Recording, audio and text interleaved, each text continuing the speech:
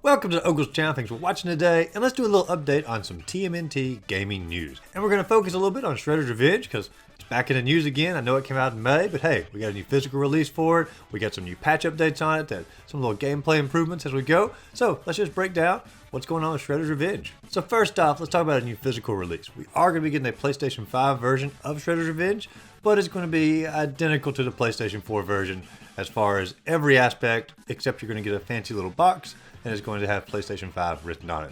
It will be identical in pretty much every other way. I mean, it will play natively on the PlayStation 5 instead of doing backwards compatibility. So there might be some slight programming difference in there. But as far as like anything anyone's going to notice, you're not going to notice anything except for the box. And you are going to be able to get just a standard edition all the way up to the radical edition, which has pretty much, you know, the slew of all the goods in there. And most of that's going to look the same, except you're going to have one aspect that's going to say PlayStation 5 on the side. But it's going to run all the way up to $200, and evidently if you look on the limited runs game page, it's already sold out, so I guess there was a market for this. I think this is probably going to be the rarest of all of them, because I bet it's going to have the smallest release number, because it's the last one that's sort of lagging behind the rest of them. But that's coming out on November the 15th. If you want to pick up a standard edition, they're still available, but if you want to get the radical edition, you might be heading over to eBay and paying an exuberant amount of money for it. And now let's talk about the patch notes. This is the second time the game has been patched, and there's actually some pretty decent improvements that come along with this patch. First off, if you're playing online, you can now actually see what the difficulty is for the party that you're joining. This is actually a pretty big deal because some people don't want to play on the harder difficulties, they just want to play for fun, or they want to actually play on the harder difficulties and not jump into a casual match. So I actually think it's a really good idea to give players the option of what type of game they're going to be jumping into. And also for the online play, you're going to allow you to create a party password, which is going to make it way easier to jump into your friend's game and find your friend's game than the system they already have in place. So two very welcome improvements for the online side of the game. And now let's get down to the nitty gritty here of the gameplay part, which is less noticeable but still part of the game. Gameplay, they fixed a long respawn delay after falling in holes in single player mode. I never really noticed that long respawn, but I guess some people complained about it. Also for the online side of thing, for fixes, fixed rare issue with enemies becoming invincible when a player quits the game. I had no idea that ever happened, never happened to me, but that would be a really nuisance, so I'm glad they're fixing that. Also a fixed client-side Chrome Dome, sometimes invincible when it shouldn't be.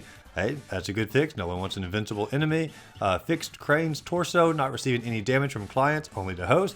Evidently there were a lot of problems in the game when it came to enemies getting to be invincible, which obviously ruins the game, but it sounds like it's more of an online problem. Fixed clients sometimes not unlocking a cameo that the host found. I can see that being a little bit annoying. Fixed infinite online sign-in when Epic Launcher isn't installed. I don't even know what that means, so if you know, let me know in the comments down below. Controls, fixed keyboard custom key binding, only taking into account the first local player. I guess when you were changing your control setup, it only did the first player. Once again, I didn't notice that because I usually just go with the default controls for most games. Not all of them, but for a lot of them. And it does appear that the patch is available at this exact moment if you want to go ahead and update your game and take advantage of some of these new features. Like I said, some of them are just sort of quality of life improvements or glitches that I would have never known about, and some of them are actually pretty good online capabilities. I like the little extra that they stuck in there. Maybe one day we'll get a full DLC for this game. I could easily see it happening.